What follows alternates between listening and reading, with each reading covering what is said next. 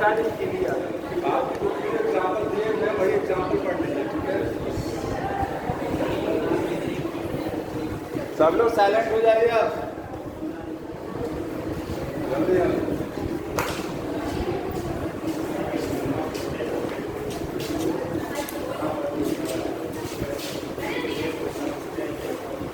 देखिए इसके बाद पढ़ना है बर्ड्स, एविज बोलते हैं बर्ड्स, ठीक है। क्लास है, क्या है class aves.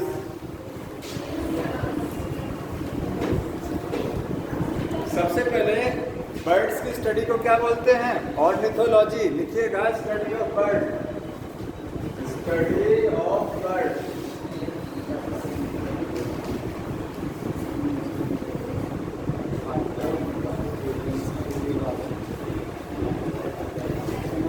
Study of bird card ornithology, ठीक है। एक पर्सन थे, उनका नाम था डॉक्टर सलीम अली।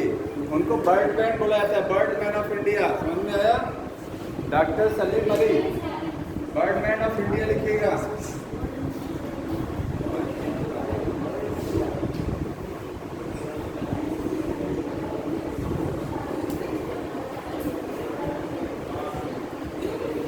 क्यों बोलते हैं बर्डमैन ऑफ इंडिया, बिकॉज उन्होंने बर्ड्स पर काफी स्टडी किया था, ठीक है। बर्डमैन ऑफ इंडिया बोला जाता है।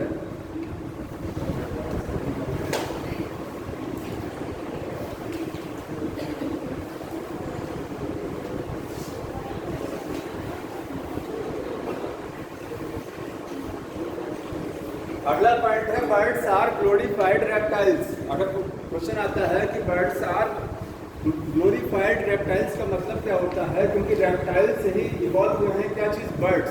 समझ में आया, तो बर्ड्स को क्या बोलते हैं, ग्लोरीफाइड रेप्टाइल्स। रेप्टाइल्स के इवोल्यूशन से क्या बने हैं, बर्ड्स बने हैं। समझ में आ रहा है, रेप्टाइल इवॉल्व होकर क्या बना है, बर्ड्स।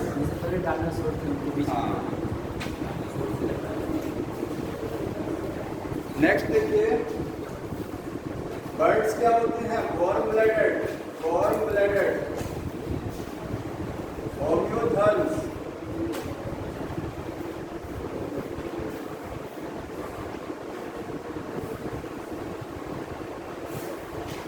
लास्ट टाइम आपको बताया था बर्ड्स जो रेप्टाइल्स बता रहे थे आपको, रेप्टाइल्स क्या होते हैं, दे आर कोल्ड ब्लडेड और एक्टोथर्म्स।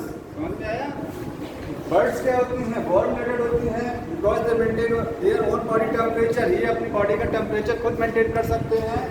समझ में आ रहा है, इनको बोलते हैं होम्योथर्म्स। बॉडी का टेम्परेचर एकदम कांस्टेंट स्टडी स्टेट में रहता है, बॉडी का इंटरनल टेम्परेचर वेरी नहीं करता है। बाहर के एनवायरनमेंट का टेम्परेचर चाहे इतना वेरी कर जाए, इंटरनल एनवायरनमेंट क्या रहता है, मेंटेन रहता है। इसी को बोलते हैं होम्योस्टेसिस या फिर होम्योथर्म्स बोला जाता है। इनको एंडोथर्म्स बोलते हैं, बिकॉज एंडो का मतलब क्या होता है, इनसाइड, थर्म का मतलब temperature. They maintain temperature by inside, इनमें अंदर से, बॉडी के अंदर से टेम्परेचर मेंटेन होता है। और जिसमें बाहर से मेंटेन होता है उसको क्या बोलते हैं, एक्टोथर्म्स। समझ में आ रहा है, कोल्ड ब्लडेड को बोलते हैं एक्टोथर्म्स। ऐसा क्यों होता है, because they contain 4 chambered head. इसमें कितने होते हैं, 4 चैम्बर्ड हेड होते हैं।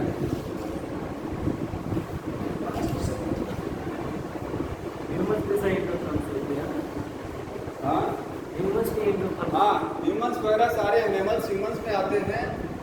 ह्यूमन जो है वो क्या मैमल है, ठीक है। तो ह्यूमन भी क्या है, वार्म ब्लडेड है, होम्योथर्म्स, सारी चीज़ें इसमें भी हैं। तो सबसे पहली बार 4 चैम्बर हर्ट कहाँ आया, बर्ड्स में आया, फर्स्ट टाइम। समझ में आ रहा है, बॉडी इनकी डिवाइड होती है। बॉडी में कितने पार्ट होते हैं, body divided into head, neck, throat.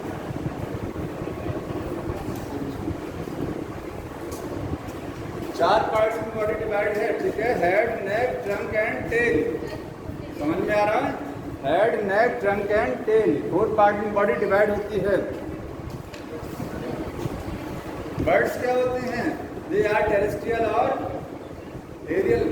Air में रहेगा या फिर क्या रहेगा, सरफेस पर रहेगा, ठीक है, एक्वाटिक नहीं होती है।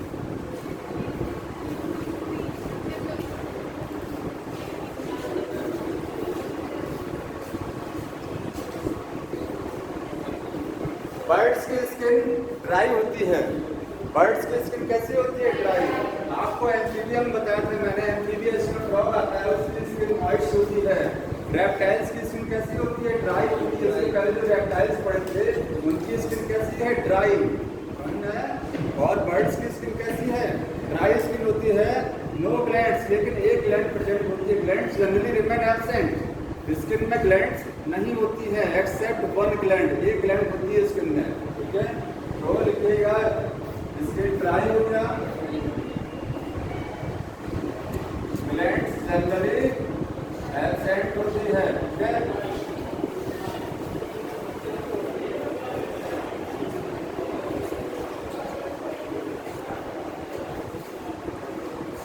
यहाँ पर एक ग्लैंड है, उसका नाम है प्रीन ग्लैंड। ये ग्लैंड का नाम है क्या है? प्रीन ग्लैंड होता है, जो कि टेल पर प्रेजेंट होती है। लिखेंगे present on the tail, present on tail. Birds की जो टेल होती है उस पर एक ग्लैंड लगी होती है, इसको बोलते हैं प्रीन ग्लैंड। ठीक है, क्या करती है प्रीन ग्लैंड? ऑयल को रिलीज करती है, ऑयल। देखे होंगे बर्ड्स जो होती हैं, बर्ड्स अपना जो है हेड बार बार घुमा करके और चोंच से, जो बीक से अपने जो है टेल जो होता है उस पर तो कैसे करते रहते हैं। जितनी बर्ड्स होती हैं, पिजन है, कबूतर, वो क्या करता है? अपना सिर घुमा करके और अपनी टेल पर बार बार जो है बीक से करता रहता है। वो क्या है? वो जो प्रीन ग्लैंड होती है, प्रीन ग्लैंड जो अपने सिर को, अपने बीक को प्रीन ग्लैंड पर ले जाता है, वहाँ से ऑयल रिलीज होता है। उस ऑयल को वहाँ से कलेक्ट करके और अपने जितने फीडर्स होते हैं अपनी बॉडी पर, सारी बॉडी पर ऑयल फैला देता है। अपने सारे बॉडी पर अपने जितने विंग्स होते हैं, पंख होते हैं, सभी पे क्या करता है? ऑयल को फैला देता है, यहाँ से ऑयल को कलेक्ट करके। समझ में आ रहा है? ताकि बॉडी में थोड़ा सा मॉइस्चर बना रहे। जैसे हम लोग बॉडी में फेशियल कराते हैं तो अपना पूरा क्या कर लेते हैं? फेशियल हो गया, वैसे इनका क्या है? फेशियल कर लेते हैं। पूरी बॉडी में ऑयल को, पूरी बॉडी में ऑयल को क्या कर लेते हैं? सरफेस पर उसको एक्सपोज कर देते हैं, फैला देते हैं, प्रीन ग्लैंड से लेकर के। समझ में आ रहा है?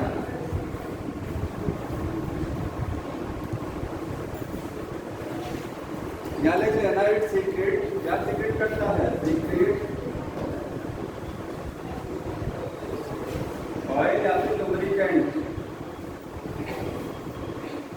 ऑयल सीक्रेट करेगा, वो क्या है? एक तरीके का लुब्रिकेंट है।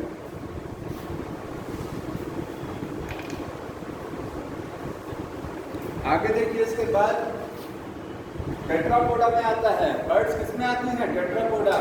तो इसमें जो आगे के हाथ होते हैं, fore limbs, they modify to the wings. Fore limbs modify, fore limbs से क्या बन जाते हैं? विंग्स बन जाते हैं। ठीक है,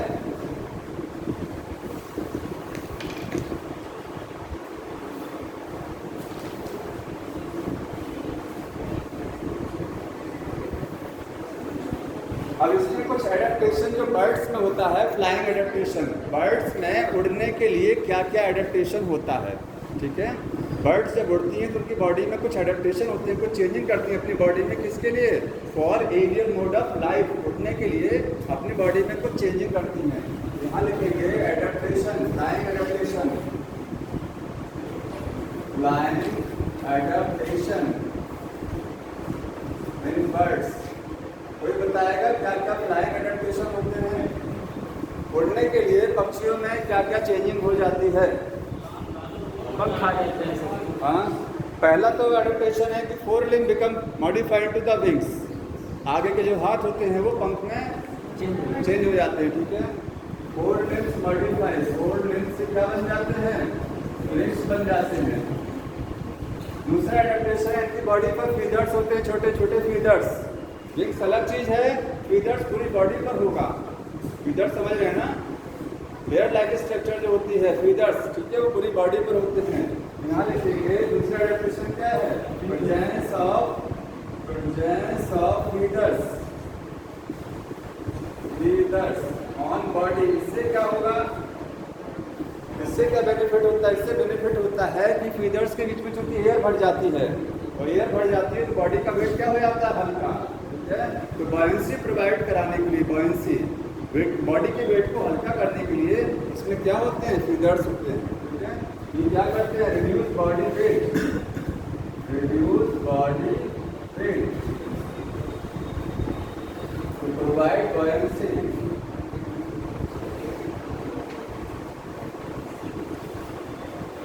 और एडेप्टेशन, जितनी भी बर्ड्स होती हैं उन बर्ड्स में जो हड्डियाँ होती हैं, हड्डियों में जो लंबी वाली हड्डियाँ होती हैं, छोटी नहीं, लॉन्ग बोन्स जो होती है वो अंदर से खोखली होती हैं, निमेटिक होती है। निमेटिक का मतलब हॉलो इनसाइड। तो जब हॉलो हो जाएंगी, अंदर उसमें स्पेस रहेगा, तो बॉडी का वेट क्या हो जाएगा, हल्का हो जाएगा। उड़ने के लिए सारे एडेप्टेशन हैं, ठीक है। तो अगला लिखेंगे long bones are hollow inside, ठीक है। इनको बोलते हैं न्यूमैटिक बोन्स। न्यूमैटिक बोन्स, अगर क्वेश्चन आता है न्यूमैटिक बोन्स कहाँ होती हैं तो बताएंगे कहाँ होती हैं, बर्ड्स में होती है न्यूमैटिक बोन्स। समझ में आ रहा है।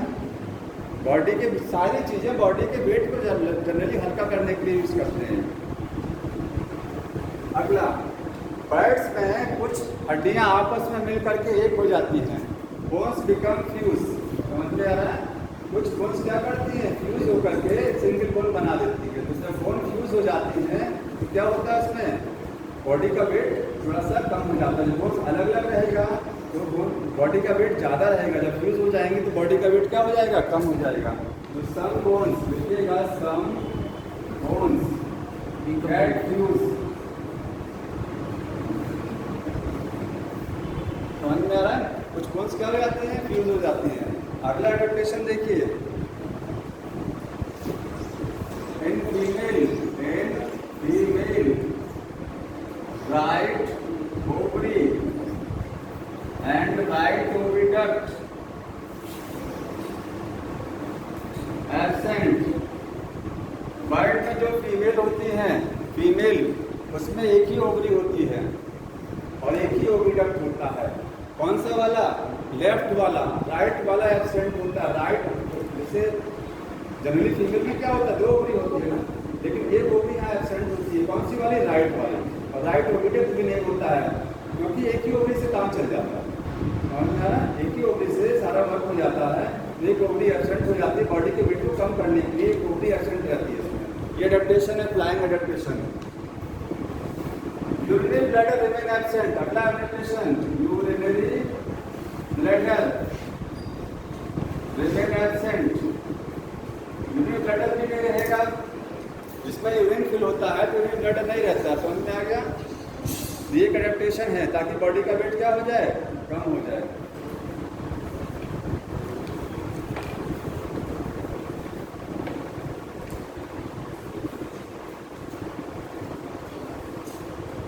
एक एडेप्टेशन और है, इसको लिखिएगा, इसको स्पंजी बोन भी बोलते हैं। एक नाम और लिखिएगा, स्पंजी बोन।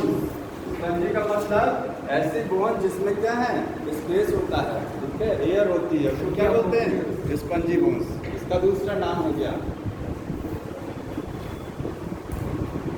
एक नेक्स्ट एडेप्टेशन है, air sacs present with the lungs. Air sacs present with lungs. Birds में जो लंग्स होती है, जो फेफड़े होते हैं, उन फेफड़ों के साथ में बैलून लाइक स्ट्रक्चर्स अटैच होती हैं। जैसे मान लीजिए ये क्या है, लंग है, ठीक है, ये फेफड़ा है, इसके साथ बैलून लाइक स्ट्रक्चर अटैच होगा, ठीक है। ये बैलून लाइक स्ट्रक्चर अटैच होती है, इनको बोलते हैं एयर सैक्स। एयर सैक्स, इसमें परमानेंट एयर भरी रहती है, परमानेंट एयर फिल रहती है, एनवायरमेंट से एयर आती है, इसमें एयर भरी रहती है। समझ में आ गया। हम लोगों में क्या होता है, लंग्स से एयर खींचते हैं, इसके बाद वापस कर देते हैं, थोड़ा सा एयर लंग्स में परमानेंट भरी रहती है, उसको आप बोलते हैं रेजिडुअल वॉल्यूम, अगर पड़ा हुआ, ठीक है। लेकिन यहाँ पर क्या है, यहाँ एयर सैक्स होते हैं, इसमें एयर फिल रहती है, जिससे बॉडी का वेट क्या कर देते हैं, ये लोग कम कर देते हैं। समझ में आ गया।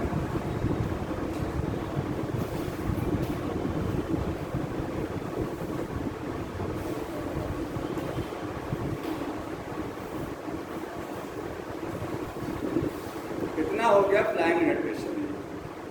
अब कुछ चीजें और बर्ड्स में,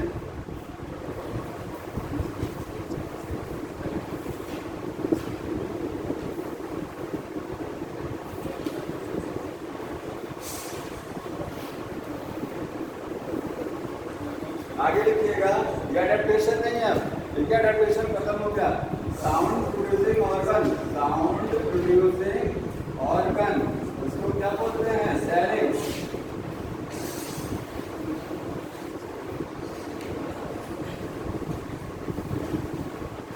लैरिंग्स होता है ना, हम लोगों में क्या होता है? लैरिंग्स। वहाँ क्या होता है? लैरिंग्स।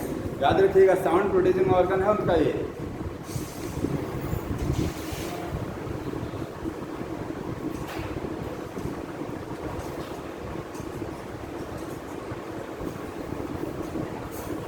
अब देखिए दो चीज़ और इम्पोर्टेंट है इसमें, जितने ये फ्लाइंग बर्ड्स होती हैं, फ्लाइंग बर्ड्स, जो उड़ने वाली बर्ड्स होती है, फ्लाइंग बर्ड्स, समझ में आ गया? जो उड़ती हैं, तो फ्लाइंग बर्ड्स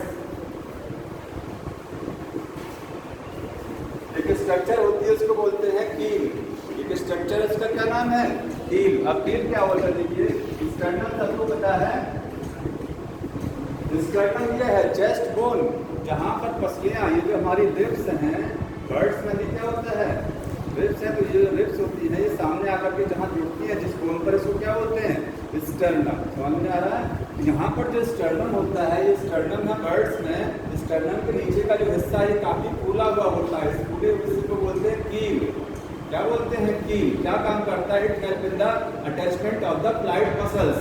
बर्ड्स में जो उड़ने वाली मसल्स होती हैं, जो मसल्स फ्लाइट में हेल्प करती हैं, जो मसल उड़ने में हेल्प करती हैं, जो मसल पंख के साथ जुड़ी होती हैं, विंग्स के साथ जुड़ी होती हैं, उनको क्या बोलते हैं? Flight muscles. समझ में आ रहा है? तो वो फ्लाइट मसल्स आकर के जुड़ती कहाँ है? एक तो विंग्स को लगा रहेगा और दूसरा कहाँ अटैच होगा? यहाँ पर। ये अटैचमेंट में they provide site for the attachment of flight muscles.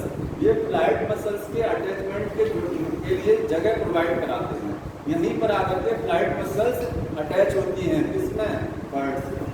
जो बर्ड उड़ती नहीं है उसमें ये वो पार्ट नहीं है, कील नहीं होता है। समझ में आ गया? कील remain absent in the flightless birds. ठीक है? ये मसल्स के अटैचमेंट के लिए प्लेस प्रोवाइड करा रहे हैं, जगह प्रोवाइड करा रहे हैं, यही मसल्स अटैच होती हैं। तो कील क्या है? एक स्ट्रक्चर है, स्ट्रक्चर होती है, सॉलिड पार्ट लिखिएगा, सॉलिड पार्ट होता है एट स्टर्नम, स्टर्नम पर provide site for attachment of flight muscles. Flight muscles के अटैचमेंट के लिए एक साइड जगह प्रोवाइड कराता है कि, समझ में आ रहा है? एक और चीज होती है फ्लाइंग बर्ड्स में, फुरकुला। ये क्या चीज है? फुरकुला। देखिए समझ लीजिए, पता किसी को?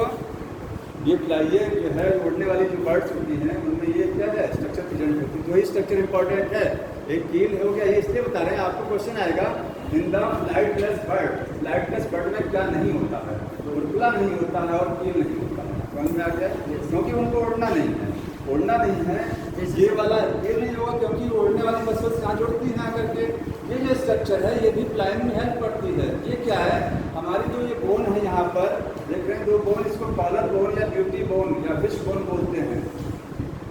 क्लेविकल इसका नाम है। स्केलेटन सिस्टम पढ़ा सबने? स्केलेटन सिस्टम, ये जो हड्डी होती है, ये क्या है? क्लेविकल है। समझ में आ रहा है? इसको ब्यूटी बोन बोलते हैं क्योंकि फीमेल्स में, जिस फीमेल में ये बोन एक्सपोज होती है, वो फीमेल ज़्यादा ब्यूटीफुल मानी जाती है। समझ में आ रहा है? इसलिए इसको ब्यूटी बोन बोला जाता है। ये वाली मेल्स में हड्डी छुपी रहती है, फीमेल्स में हड्डी थोड़ा सा उभरी हुई रहती है। ठीक है? ब्यूटी बोन या फिश बोन बोलते हैं या क्लेविकल बोलते हैं इस हड्डी को। बर्ड्स में इसके पीछे भी एक हड्डी होती है, क्लेविकल के साथ साथ इंटरक्लेविकल, दो हड्डियाँ होती हैं, ध्यान से लिए। बर्ड्स में ये तो बोन है ही है, ये वाली बोन है बर्ड्स में। इसके बाद इसके पीछे एक होता है बोन, इसको बोलते हैं इंटरक्लेविकल। इंटरक्लेविकल तो दो हड्डियां हैं, एक तो क्लेविकल हो गया, एक इसके पीछे क्या है? इंटरक्लेविकल। दोनों हड्डियां जुड़ करके एक वी शेप स्ट्रक्चर बनाती हैं। वी शेप स्ट्रक्चर कभी गौर से देखिए, जो बर्ड्स होती हैं, बर्ड्स में जो सीने के पास, चेस्ट के पास का जो हिस्सा होता है वो ऐसे होता है। इस होता है माउथ हो गया, ये बर्ड का मुंह हो गया, सिर हो गया, ये सिर के पीछे का हिस्सा जो होता है वो थोड़ा सा ऐसे होता है, वी शेप का होता है। ठीक है? तो वी शेप वहाँ फुरकुला होता है। फुरकुला क्या है? एक बोन है। कैसे बनती है? क्लेविकल हड्डी और एक इंटरक्लेविकल हड्डी दोनों आपस में फ्यूज होकर के वी शेप का फुरकुला बनाती हैं। जो क्या करता है, स्प्रिंग की तरह काम करता है। बर्ड्स में जब उड़ती हैं तो उसमें एक स्प्रिंग की तरह वो काम करता है। ये वाला बोन, वी शेप बोन, समझ में आ रहा है? तो ये फ्लाइंग बर्ड्स में होता है। यानी कि ये बनेगा कैसे, ये form by fusion of clavicle and interclavicle. Clavicle जो बोन्स होती हैं और इंटरक्लेविकल आपस में फ्यूज करके बुलबुला बना देती हैं। स्ट्रक्चर कैसी होती है, वी शेप होती है। क्या काम होता है, फंक्शन रहता है स्प्रिंग, फंक्शन एज स्प्रिंग। समझ में आ रहा है? अब यहीं पर लिखिएगा in the flightless birds, in flightless birds. Example बताइए, कीवी एक तो बर्ड है, इसको लिंक क्या है?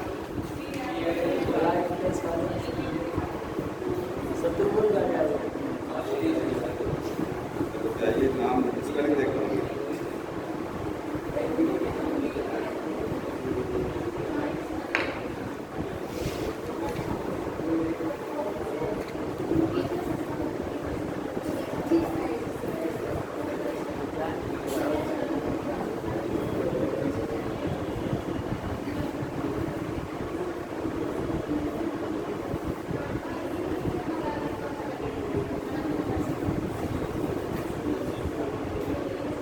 AEW है ना स्पेलिंग,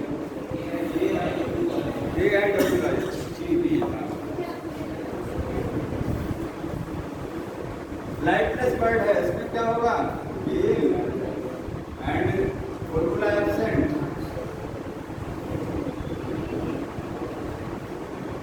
इसको लर्न कर लीजिएगा, ठीक है?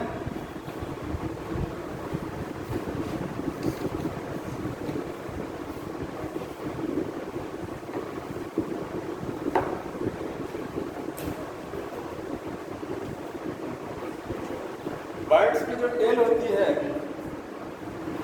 टेल, बर्ड्स की जो टेल होती है उसके दो काम होते हैं। एक तो टेल को पता क्या करती है, टेल डायरेक्शन, इधर जाना है। दूसरा बैलेंसिंग ऑफ बॉडी, बॉडी को बैलेंस करने का काम टेल करती है, ठीक है? तो टेल ऑफ बर्ड दो काम है इसके, एक तो प्रोवाइड डायरेक्शन, और दूसरा क्या है, बैलेंसिंग ऑफ बॉडी, बॉडी को बैलेंस करने का काम क्या करते हैं, टेल करती है, ठीक है?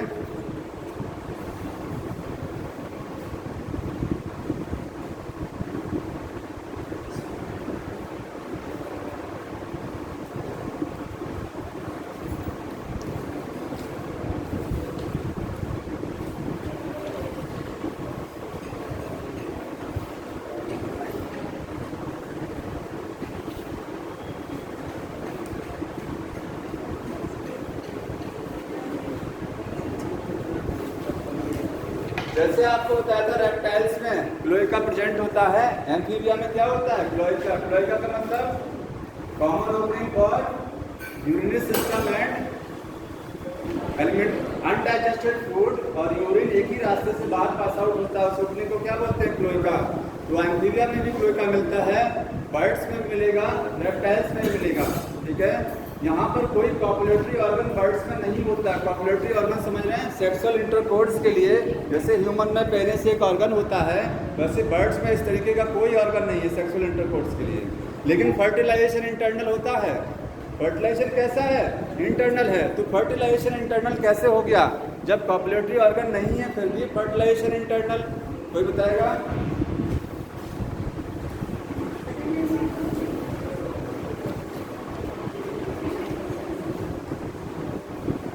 Absent,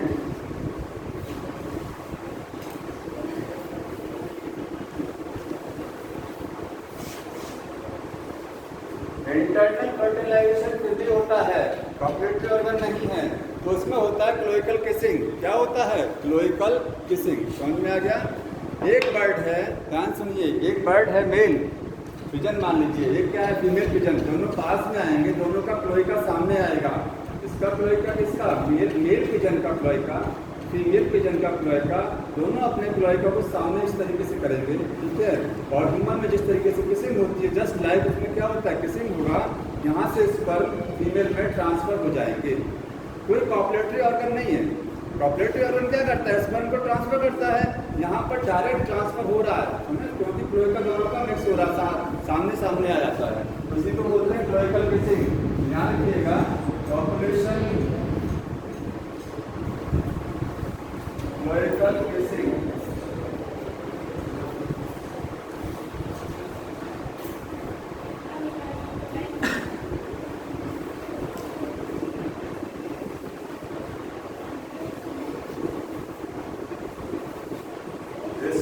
transfer by cloacal kissing. ऐसा ही फ्रॉग में होता है, फ्रॉग में भी क्या है, क्लोइका, वहाँ क्लोइकल किसिंग नहीं होती, लेकिन वहाँ मेल फ्रॉग अपने क्लोइका से स्पर्म रिलीज कर देगा, फीमेल फ्रॉग अपने क्लोइका से क्या करेगा, ओवम को रिलीज करेगा, वाटर में स्पर्म और ओवम फर्टिलाइज करते हैं, वहाँ एक्सटर्नल फर्टिलाइजेशन होता है।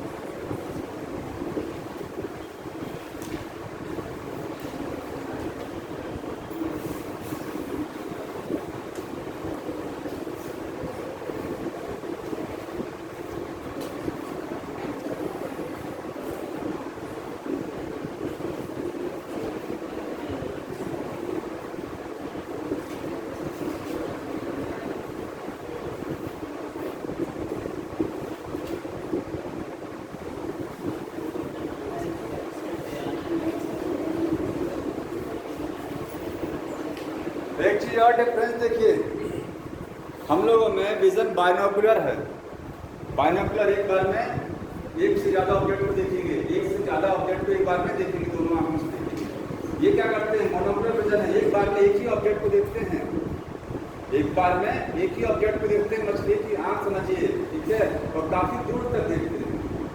मोनोकुलर विजन का मतलब क्या हो गया, see one object at a time, एक बार में एक ही ऑब्जेक्ट पर ध्यान रखेंगे, ठीक है।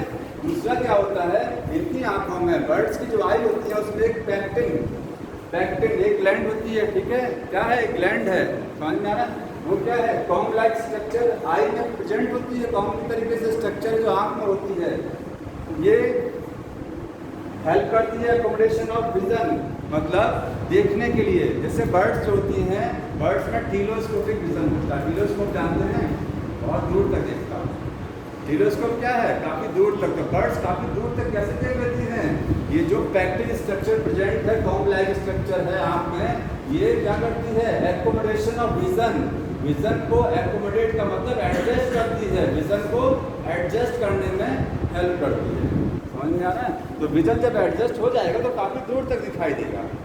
तो बर्ड्स एक बार में एक चीज़ देखती हैं, काफ़ी दूर तक देखती हैं।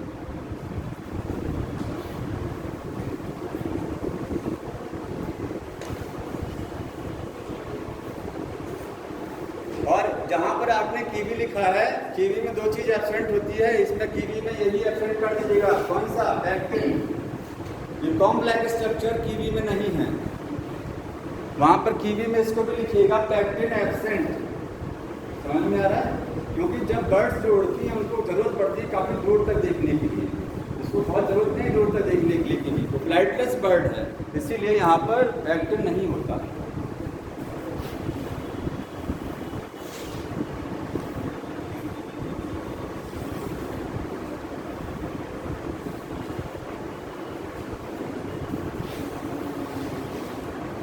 कंप्लीट हो गया लगभग।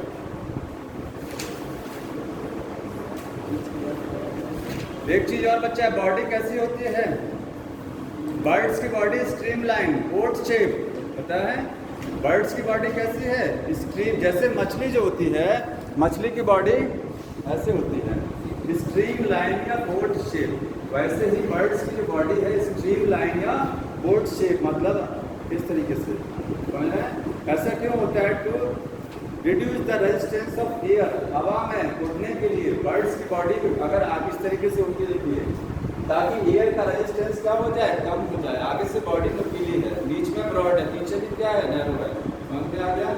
अगर बॉडी ऐसी होगी बर्ड्स की, सोचिए आगे से ब्रॉड हो जाएगा ये हिस्सा, तो ये बर्ड्स उड़ नहीं पाएंगे, ठीक है, क्योंकि एयर का रेजिस्टेंस काफ़ी ज़्यादा हो जाएगा। तो एयर के रेजिस्टेंस को कम करने के लिए, जैसे मछलियाँ जो होती हैं पानी में रहती हैं, तो वाटर को हटाने के लिए आगे बॉडी क्या होती है, नुकीली होती है। उस बॉडी को बोलते हैं stream line body.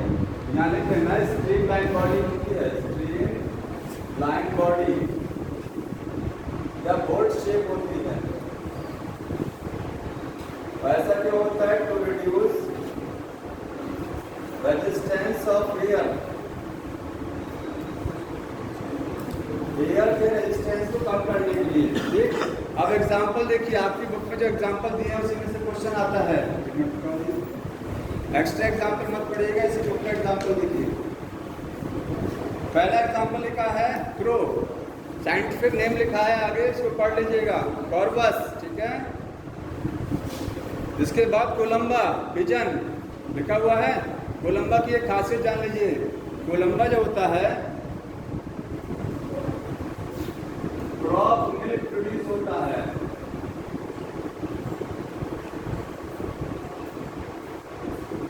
Mail and female pigeon, male और फीमेल पिजन जो कबूतर होता है, ठीक है, पिजन, उसमें मेल पिजन और फीमेल पिजन दोनों की बॉडी के अंदर से एक मिल्क प्रोड्यूस होता है। वो एक्चुअल मिल्क वो वाला नहीं है जो मिल्क का प्रोडक्शन केवल और केवल मैमल्स करती है, बाकी किसी का कैरेक्टर नहीं है मिल्क बनाना। समझ में आ रहा है? वो मिल्क नहीं है।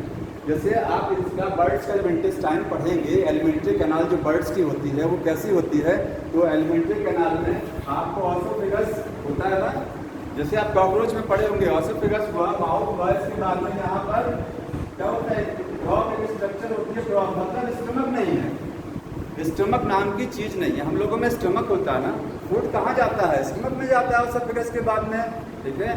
यहाँ ऑसोफेगस के बाद फूड कहाँ जाएगा, क्रॉप में जाएगा, जैसे किसमें होता है, कॉकरोच में। क्रॉप के बाद फूड कहाँ जाएगा, गिजार्ड में जाएगा, उसके बाद तब आगे इंटेस्टाइन रहेगा, ठीक है। स्टमक नहीं होता है, स्टमक के प्लेस पर क्या है, क्रॉप, उसके नीचे का हिस्सा क्या है, गिजार्ड, गिजार्ड, ठीक है।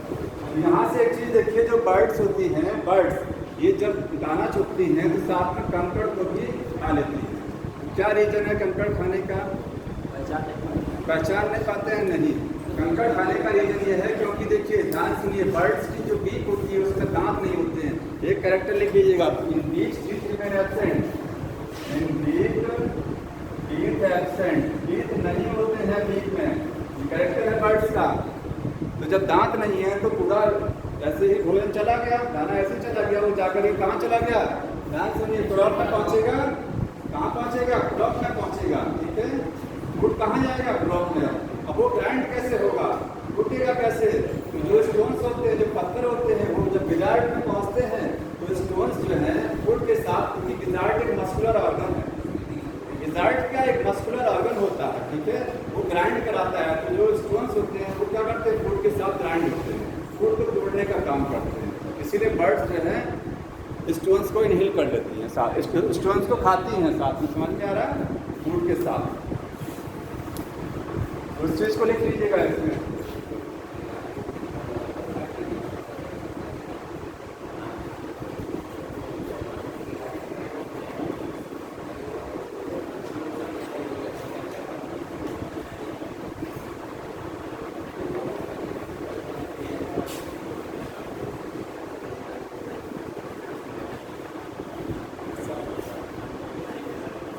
Birds eat stones along with food to grind the food in gizzard, ठीक है। अब मैं बता रहा था क्या चीज, क्रॉप मिल्क, ध्यान सुन लीजिए, क्रॉप मिल्क पिजन में ही क्रॉप होता है। इसको मेल और फीमेल जो पिजन होते हैं दोनों, उनके क्रॉप में, उनका जो क्रॉप है, क्रॉप सारी बर्ड्स में होता है, ठीक है। क्रॉप में एक लिक्विड प्रोड्यूस होता है जो कि मिल्क नहीं है, यहाँ मिल्क बोला तो जा रहा है बट वो मिल्क नहीं है, एक लिक्विड बनता है, ठीक है। और लिक्विड कैसा है? न्यूट्रिशियस है, क्योंकि क्रॉप में भोजन पहुँच रहा है ना, क्रॉप में भोजन जा रहा है, वही भोजन है, उससे क्या बनेगा? न्यूट्रिशियस लिक्विड बनेगा। उसको क्या बोलेंगे? क्रॉप मिल्क बोलेंगे, क्रॉप मिल्क। तो कभी देखे होंगे जो कबूतर होता है वो अपने बच्चों को अपनी चोंच से, अपनी बीक से फीडिंग कराता है। अपनी बीक से क्या करता है? बच्चे ऐसे घुमाएंगे, अब बीक से क्या करेगा? फीडिंग कराएगा। फीडिंग जब कराता है, भोजन जब देता है, तो वही क्रॉप मिल्क देता है। वो इनके अपने क्रॉप से निकाल करके थोड़ा सा उसका हिस्सा और क्या करता है? अपने यंग वंस को प्रोवाइड कराता है। समझ में आ रहा है? वही क्रॉप मिल्क है। मेल और फीमेल केवल पिजन में होता है और मेल और फीमेल दोनों में बनेगा, ठीक। तो क्रॉप मिल्क में लिखिएगा क्या चीज़ है ये? यहाँ लिखना क्रॉप मिल्क, न्यूट्रिशियस लिक्विड है, प्रोड्यूस इनसाइड क्रॉप, ठीक है। क्रॉप में बनेगा किसमें? पिजन में खाली। और किसके लिए बनेगा? To feeding of young ones. जो उसके यंग वंस होंगे, चिल्ड्रंस होंगे, उनको फीडिंग कराने के लिए क्रॉप मिल्क बनता है। ये एग्जाम्पल हो गया। अगला है पिस्टिकुला और ये है पैरेट। शायद क्वेश्चन आया था, पीकॉक का साइंटिफिक नेम वाला क्वेश्चन आया था इस बार, तो ये भी शायद दिया हुआ था। पीकॉक तो पूछा गया था, ठीक है, उसका साइंटिफिक नेम। अगला है स्ट्रूथिया ऑस्ट्रिच। सबसे बड़ी बर्ड कौन सी होती है? ऑस्ट्रिच, लार्जेस्ट बर्ड, इसको बढ़ा लेना, लार्जेस्ट बर्ड है। और पैवो क्या है? पीकॉक। ये क्वेश्चन था, पीकॉक का साइंटिफिक नेम पूछा गया था। लार्जेस्ट बर्ड ऑस्ट्रिच सबसे बड़ा अंडा इसी का होता है, लार्जेस्ट एग। एक पेंगुइन दिया हुआ है, पेंगुइन, ठीक है, और एक दिया है वुल्चर। वुल्चर का साइंटिफिक नेम क्या है? नेफ्रॉन, नियोफ्रॉन वुल्चर का साइंटिफिक नेम। जितने नाम इसमें दिए गए हैं ये नाम जरूर पढ़ लीजिएगा, ठीक है। वैसे तो एग्जाम्पल बहुत है, लेकिन यही एग्जाम्पल आप पढ़िएगा। और इसमें देखिए ज़्यादा मैटर नहीं है, 4 लाइन में 5 लाइन में बर्ड्स को ख़त्म कर दिया है, ठीक है, ज़्यादा नहीं है। इसके बाद देखिए mammals, Mammalia class.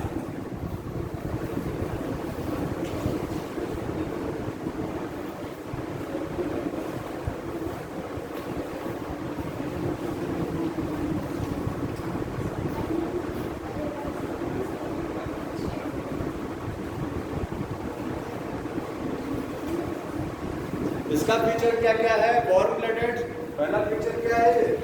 Warm blooded, ठीक है। मैमेलिया का सबसे यूनिक फीचर कोई बताएगा? सबसे यूनिक फीचर मैमेलिया का। मैमेलिया क्यों बोलते हैं? Mammary gland, presence of the mammary gland उसका यूनिक फीचर है, ठीक है। प्रेजेंस ऑफ मैमरी ग्लैंड, रोग छिद्र, मैमरी ग्लैंड्स होती हैं विथ, अब देखिए इसमें कहीं कहीं टीस्ट नहीं रहेगा, टीस्ट होता है निपल, जो प्रोटोथीरिया होता है। प्रोटोथीरिया समझ रहे हैं? जब आप मैमेलिया को डिवाइड करेंगे, प्रोटोथीरिया, मेटाथीरिया, यूथीरिया, 3 ग्रुप में मैमेलिया को डिवाइड किया गया है, ठीक है। प्रोटोथीरिया में क्या आएगा? अभी जो क्लासिफिकेशन बताएंगे, प्रोटोथीरिया में अंडे देने वाले मैमल्स, कुछ मैमल्स भी अंडे देते हैं, कुछ मैमल्स भी अंडे देते हैं, ठीक है। ऑरिंकोरिकस, ठीक है, स्पाइनी आंट ईटर, ये अंडे देने वाले मैमल्स हैं। क्योंकि बर्ड्स के बाद जो मैमल्स जस्ट बर्ड के बाद आए हैं, तो जो पहला ग्रुप मैमल में आया वो क्या आया? अंडे देने वाले मैमल्स आए, प्रोटोथीरिया। उसमें निपल्स नहीं होते हैं, वहाँ मेमरी ग्लैंड तो होता है, मिल्क बनेगा, बट निपल्स नहीं होंगे। निपल्स को बोलते हैं टीस्ट। क्या बोलते हैं? टीस्ट, ठीक है। तो presence of mammary gland generally लिखिएगा, जनरली विद टेस्ट, ठीक है। एक ग्रुप में नहीं होता टेस्ट, किसमें? प्रोटोथीरिया छोड़ करके, बाकी सब जगह टेस्ट। क्या लिख लेना? इन प्रोटोथीरिया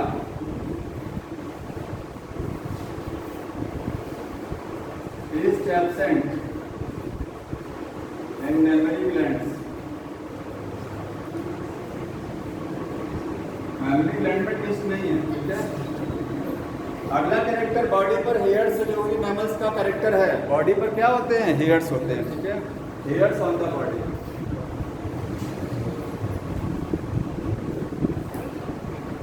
बाकी कैरेक्टर हाँ स्टर्नम होगा, ठीक है, स्टर्नम ईयर। देखिए बर्ड्स में एक चीज छूट गया, एक्सटर्नल ईयर जो है उसमें क्या है, पिन्ना नहीं है, ठीक है, यहाँ पिन्ना भी होता है, एक्सटर्नल ईयर में क्या पिन्ना प्रेजेंट। तो ईयर लिखेंगे, ईयर कंटेन ऑल पार्ट्स, और सारे भाग हैं ईयर में, पूरा एक्सटर्नल मिडिल इंटरनल सब कुछ है। मिडिल ईयर में 3 बोन्स होती हैं, MIS मैलियस इंकस स्टेपिस होता है, ठीक है, फिर सारी चीज़ होती है उसमें।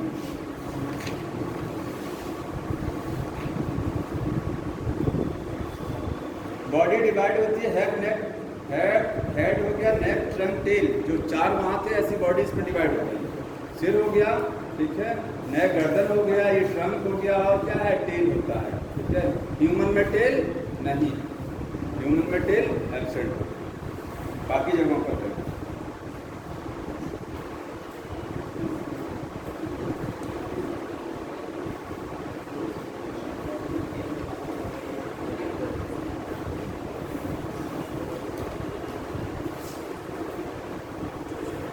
अच्छा कोई बताएगा मोनोकॉन्डाइलिक स्कल और डाइकॉन्डाइलिक स्कल क्या होती है? मोनोकॉन्डाइलिक खोपड़ी जो होती है उसमें कहीं लिखा रहता है मोनोकॉन्डाइलिक स्कल, डाइकॉन्डाइलिक स्कल। जो बर्ड्स थी उनकी जो स्कल थी, खोपड़ी जो थी वो थी मोनोकॉन्डाइलिक, ठीक है। कोई पता है किसी को? पता होगा। जैसे बर्ड्स जो होती हैं, बर्ड्स सिर अपना पूरा घुमा लेती हैं हर तरफ, तो जो एनिमल अपना पूरा सिर घुमा लेता है उसमें खासियत क्या है, जो सिर होता है, सिर हेड होता है, ठीक है, हेड में नीचे जो बोन होती है, यहाँ पर एक गड्ढा होता है, ऑसिपिटल कॉन्डाइल। सिर में नीचे जो हड्डी है उसमें एक गड्ढा बना हुआ, उसको क्या बोलते हैं, ऑसिपिटल कॉन्डाइल, ठीक है। और जो हमारा रीढ़ की हड्डी होती है, रीढ़ की हड्डी, उसमें जो पहली हड्डी होती है उसका नाम क्या है, एटलस। एटलस सबसे पहली रीढ़ की हड्डी होती है, एटलस, समझ में आ रहा है, एक्सेस दूसरा वाला। तो जो एटलस हड्डी होती है, रीढ़ की हड्डी एटलस, उसमें एक उभार निकला होता है, इस तरीके से उभार, ठीक है, एक्सिस, ये उभार निकला है। यही उभार सिर की हड्डी में जो स्पेस बना हुआ है, सिर की हड्डी में क्या है, हॉलो स्पेस बना, उसमें जाकर के फिट हो जाता है, समझ में आ गया। तो सिर पूरा हर तरफ क्या हो जाता है, घूम जाता है, इसको बोलते हैं मोनोकॉन्डाइलिक स्कल, मोनोकॉन्डाइलिक स्कल, एक ही ऑसिपिटल कॉन्डाइल। और कुछ में क्या होता है, जैसे मैमल्स में होता है, 2 गड्ढे बने होते हैं, सिर में जो नीचे हड्डी है उसमें क्या, 2 यहाँ पर 2 हॉलो गड्ढे बने हुए हैं, ठीक है। और एटलस में 2 उभार हैं, एटलस जो हड्डी होती है, बोन है, उसमें कितने उभार है, 2। ये देखिए इस तरीके से यहाँ दोनों जगह सेट होता है, इसलिए सिर पूरा नहीं घुमा पाते हम लोग, बहुत ज़्यादा नहीं घूमता, समझ में आ रहा है। तो 2 ऑसिपिटल कॉन्डाइल अगर स्कल में है तो डाइकॉन्डाइलिक हो गया, एक है तो मोनोकॉन्डाइलिक होता है।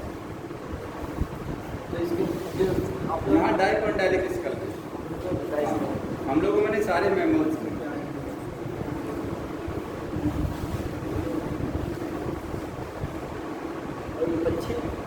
पक्षी में मोनोकॉन्डाइलिक।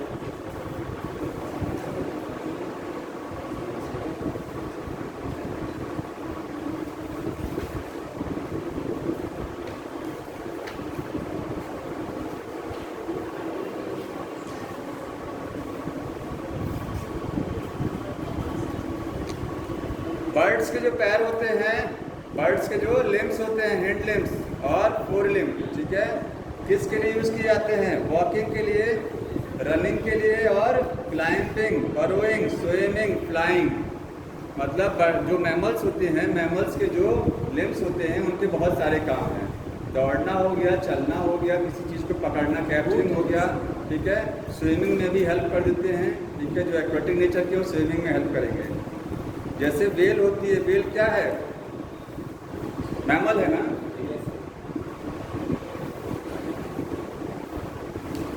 और कुछ मैमल्स फ्लाइंग करते हैं, कुछ मैमल उड़ते हैं, वहाँ पर लिम्स जो होते हैं वो फ्लाइंग में हेल्प करते हैं।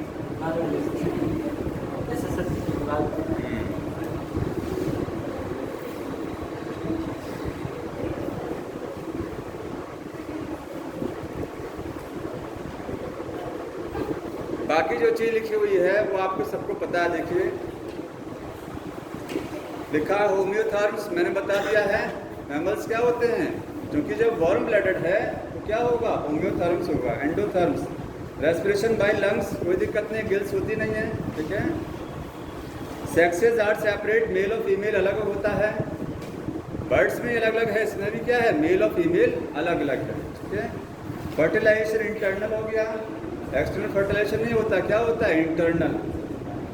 विविपेरस होते हैं, कुछ क्या होते हैं, ओविपेरस, समझ में आ रहा है, कुछ क्या है ओविपेरस, कुछ क्या है विविपेरस। एक होता है ओवोविविपेरस,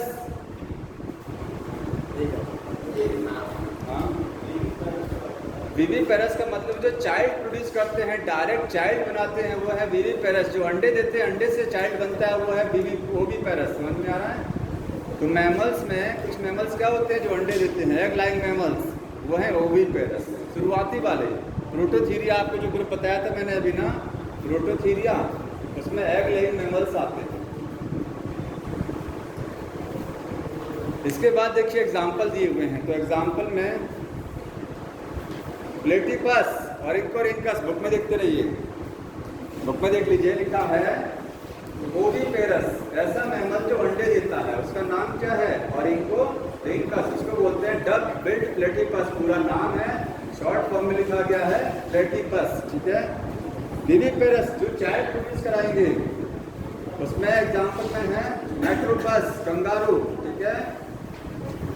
कंगारू अपने चाइल्ड को प्रोड्यूस तो करता है, लेकिन चाइल्ड जब प्रोड्यूस होता है तो इमेच्योर चाइल्ड, बच्चा इमेच्योर बनता है, इसलिए पाउच में रखता है। पाउच एनिमल्स बोलते हैं, पाउच वाले एनिमल्स, क्योंकि इनका जो एब्डोमेन है, जो पेट है, ठीक है, किसका, कंगारू का, उसमें पेट में बाहर एक थैली लगी होती है, थैली को क्या बोलते हैं, पाउच। कंगारू में यंग वंस, जो चाइल्ड बनेगा, इमेच्योर बनेगा। इमेच्योर का मतलब अधूरा चाइल्ड, पूरा कंप्लीट चाइल्ड नहीं बनता, ठीक है, पूरा डेवलप क्यों नहीं बनता, कारण यह है कि इसमें जेस्टेशन पीरियड छोटा होता है। जेस्टेशन पीरियड जान रहे हैं क्या है, 9 महीने का ह्यूमन में जेस्टेशन पीरियड है, जितने समय बच्चा डेवलप होता है वही जेस्टेशन पीरियड है। तो कंगारू में जेस्टेशन पीरियड छोटा होता है, इसलिए चाइल्ड जो होता है वो चाइल्ड इमेच्योर बनता है। तो इमेच्योर चाइल्ड बन गया, ठीक है, उसकी बर्थ हो गई, इसके बाद वो चाइल्ड को पालते हैं, इसमें पाउच लाइक स्ट्रक्चर में रखते हैं काफ़ी समय तक, वहाँ उसको ब्रेस्ट फीडिंग कराते हैं, क्योंकि कंगारू में भी क्या है, मेमोरी ग्लैंड्स होती हैं, कहाँ होती है, जो पाउच होता है उनका एब्डोमेन में पाउच, उसी पाउच के अंदर क्या लगा होता है, मेमोरी ग्लैंड्स लगी होती हैं, उसमें निपल्स भी होते हैं। प्रोटोथीरिया में निपल्स नहीं होता है, आपको बताया। प्रोटोथीरिया में मेमोरी ग्लैंड तो होगा, जो आपको पहला एग्जाम्पल देख रहे हैं ओविपेरस, देख रहे हैं ना, मैं देखिए पहला एग्जाम्पल दिया ओविपेरस, पढ़िए बुक नहीं है, ओविपेरस मतलब अंडे देने वाले मैमल्स, ठीक है, यहाँ लिख लीजिएगा, मैं लिख दे रहा हूँ। देखिए 3 ग्रुप में मैमल्स को डिवाइड किया गया है। मैमल्स को 3 ग्रुप में, प्रोटोथीरिया, मेटाथीरिया और है यूथीरिया। प्रोटोथीरिया क्या है, प्रिमिटिव मैमल्स, शुरुआत वाले मैमल्स, जो रेप्टाइल के जस्ट बाद आए, ठीक है, ये है प्रिमिटिव मैमल्स, इनको बोलते हैं एग लेइंग मैमल्स, अंडे देने वाले, अंडे देने वाले मैमल्स। एग्जाम्पल आपकी बुक में लिखा है, ठीक है, प्लेटिपस, एग्जाम्पल क्या होता है, प्लेटिपस, एग्जाम्पल है प्लेटिपस। यहाँ पर मेमोरी ग्लैंड्स होती हैं बट निपल्स नहीं होते हैं। यहाँ पे आपका भी लिखाया था mammary glands without nipples. Metatheria में मेमोरी ग्लैंड भी होगा, निपल भी होगा, ठीक है, दोनों पर होता है। यहाँ पर मेमोरी ग्लैंड विद निपल्स। इसका एग्जाम्पल क्या है, कंगारू, ठीक है। और मेटाथीरिया में एक चीज होती है, पाउच एनिमल्स बोलते हैं, पाउच वाले, क्योंकि इनके एब्डोमेन में क्या होता है, पाउच लाइक स्ट्रक्चर।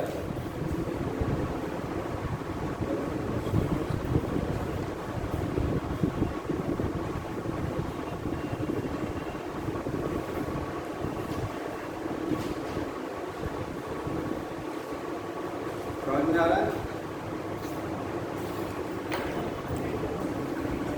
तो पाउच में ये चाइल्ड को रखते हैं, जब तक चाइल्ड पूरा डेवलप नहीं हो जाता है तब तक उसको ब्रेस्ट फीडिंग पाउच में कराते हैं। अगला एग्जांपल दिया हुआ है फ्लाइंग फॉक्स, पैरोपस, ठीक है, कैमल हो गया, कैमेलिस, और मैकाका हो गया, मंकी, रेटिस, रैट हो गया, डॉग, कैट, ये सब साइंटिफिक नेम लिखे हुए हैं। यही नाम पढ़ लेना जिसमें लिखा हुआ है। एक इसके बाद पूरे एनिमल किंगडम का समरी दिया है, पूरे एनिमल किंगडम का टेबल की फॉर्म में समरी है। तो एक बार इस टेबल को आप जरूर पढ़ लें, ठीक है। ये आपका पूरा रिवाइज हो जाएगा कि कहाँ कंपैरेटिव स्टडीज है पूरा।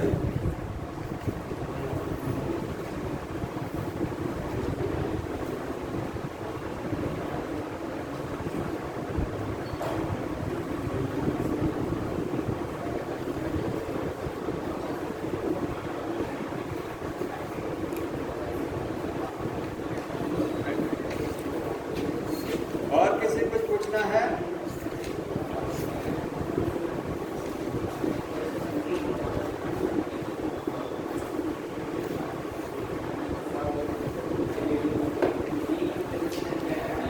हाँ,